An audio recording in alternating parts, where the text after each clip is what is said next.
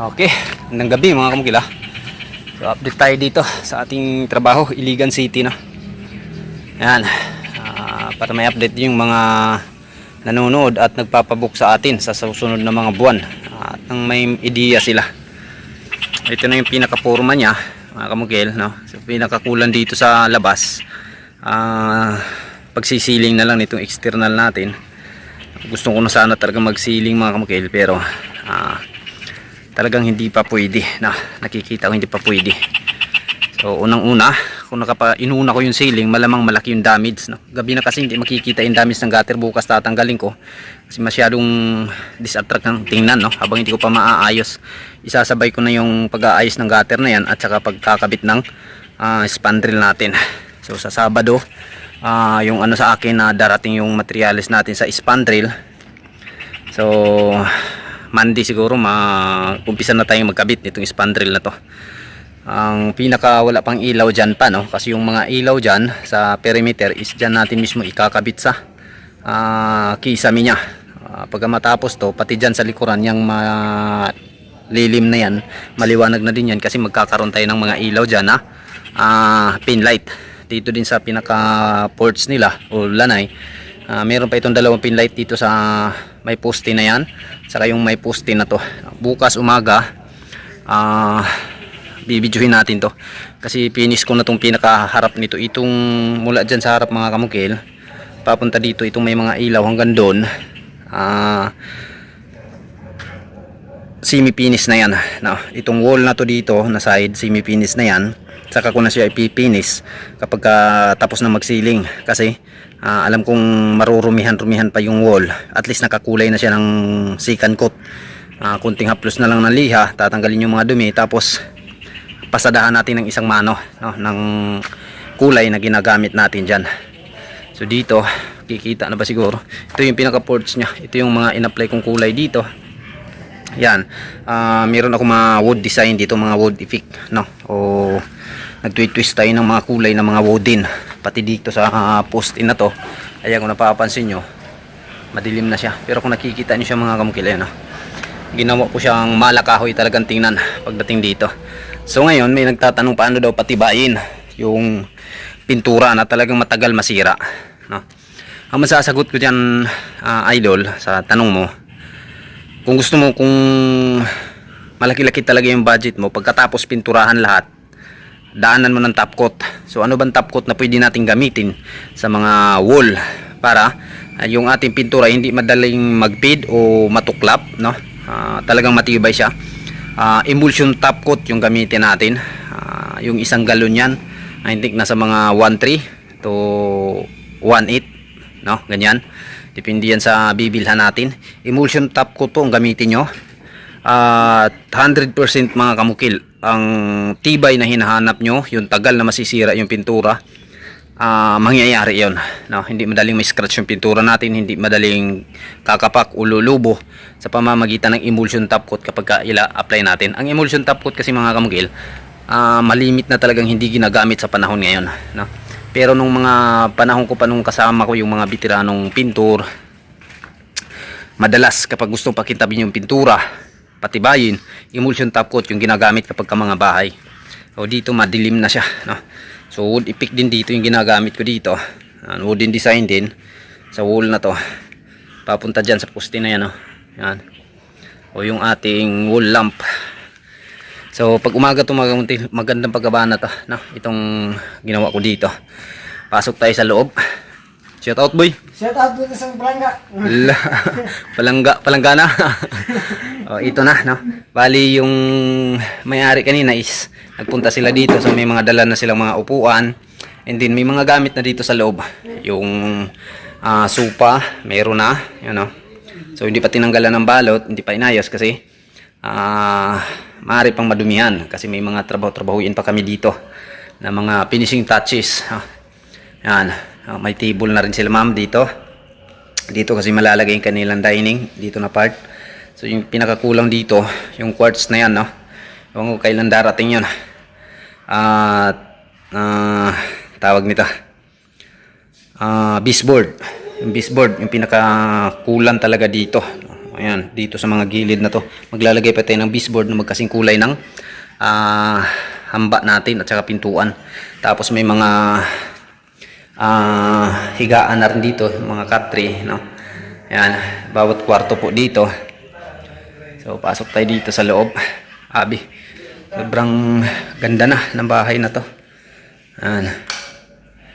So, ito yung isang higaan. Tapos may aircon, bawat kwarto, may CR. Malaki yung CR dito mga kamukil, may shower din to. Ayan. So, dito sa CR, hindi ko pa natapos dito, itong headboard natin. Paglalagay ng molding na lang dyan, upang mapaganda pa siya. Ayan. Tapos yung takip ng ating manhole, no? So mga finishing touches na yung pinakakulang dito, pero ano na lang yan mga kamukila, madali na lang trabahuin yan. Hindi kagaya dito sa mga inuuna kong tinatrabaho, yung mga malakihan pa talaga na pagkatrabaho. Tapos ito pintuan natin bukas, lalagyan pa natin ito ng handle dito, no? Magdadagdag pa ng kanyang forma, no? Ito na yung mga gamit na binili nila owner kanina. Yan. So ito na yung pinaka-forma sa loob.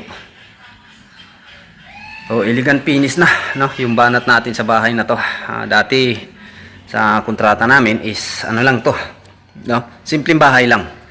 So gaya ng sabi ko, kahit na may plano ang isang bahay na gagawin, pagka ongoing na yung trabaho, yung construction, may mga magbabago, no? May mga magbabago. Ayan siya, no? So dito sa loob kulang pa to pala ng lantern light dito, dalawa yung kulang dito.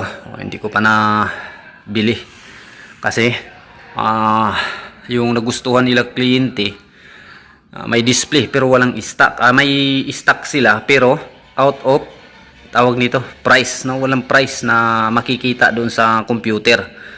Kaya hinihintay ko pa na magkaroon ng presyo yun. Maganda kasi yun dito. Maliit lang na lantern light. Dito din sa pangatlong kwarto. Yan. May cut-tree din dito. Ito yung pagka-finish natin dito. So, elegant finish na yung yari nitong bahay na to. At ang nagtrabaho dito mga kamukil, 4 na tao lang kami, no? Sa umpisa, marami kami dito sa structural. And then, nung December, hindi pa na umabot ng December, may mga umuwi, no? Nagkasakit o hindi na bumalik, hanggang sa umabot talaga yung punto pagdating sa pagpapalitada pa lang yun sa loob. 4 na lang kami na maniobra nito.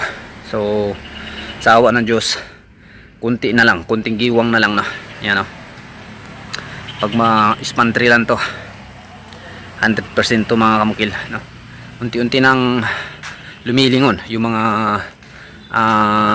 dumadaan na tao sa bahay, lalo na pagkagabi, kasi nakikita nila ang laki na ng pinagbago. Ito pala yung before niyan mga kamukil, tapos ito na yung after ngayon, no? Ayan. So ito mga kamukil, kung licensed contractor yung kumuha nito, tapos dito pala sa likuran nag-extension pa, no? Additional na dirty kitchen kung gusto ni kliyente. Yan, no? Business purposes kasi itong bahay na to. So instead na toilet sana yung gagawin dito, isa, hindi naman masyadong gamit yung toilet, yung common toilet, kasi may mga sariling toilet itong bawat kwarto. So napagdesisyon na ng kliyente na gagawin na lang ano tawag nito, gagawin na lang dirty kitchen. So mas napalaki pa, no, yung nadagdag sa trabaho namin, pero walang problema, may additional naman to. So bawat wala sa kontrata, titingnan natin pagkatapos, yun yung ating isusumite na mga additional. So ang previous ko lang dito mga kamungkil sa project na to, itong paggagawa ng mga design, no? Ito yung nilibre ko kay kliyente. Pero sa materyales, siyempre, sila na yung bibili. Yung libor ko lang dito. Hindi biro po yung gagawa tayo ng design, no? Pero bilang papasalamat ko sa kanila, libre to sa aking kontrata. Itong pagdidisenyo yan, lahat mga kamukila. Plain ceiling lang yung usapan namin ito. So nakikita ko medyo malaki-laki yung gastos kung hindi ko a-apply ng mga design. Walang mangyayaring ganda sa bahay. So napagdesisyonan ko nung nagpasa ako ng quotation, sinali ko yung mga materyales sa design, pero out yung labor nito. Yun yung nagiging previous ko sa kanya. Ayan. So sa license contractor to mga kamukil, pinakamababa nito 3 million, no? Yung kuha nito. Almost 150 square meter. Yung laki nitong bahay na to, hindi nadadagdagan ng dirty kitchen. So nasa mga, kasi aabot din ng ano yan eh, 3 times 10, 30, almost 180 square meter na to mga kamukil, itong kinonstruct namin, no? So ano lang sa mga, para may idea din kayo, itong bahay na to kinontrata to ng, o naabot na to ng, gumastos na to ng mga 1.7 million yung nagastos nila nito, no? Pero sa license contractor to, pinakamababa nito 3 million yung kuha nito, no? O minsan wala pang papatos dito sa 3 million. Yan. O ganun po kalaki yung naisavings. Okay lang din yan sa atin. Ang pinakamahalaga lang sa akin, masaya rin ako na nakapagawa tayo na naman ng isang bahay na pangarap, no, ng isang tao.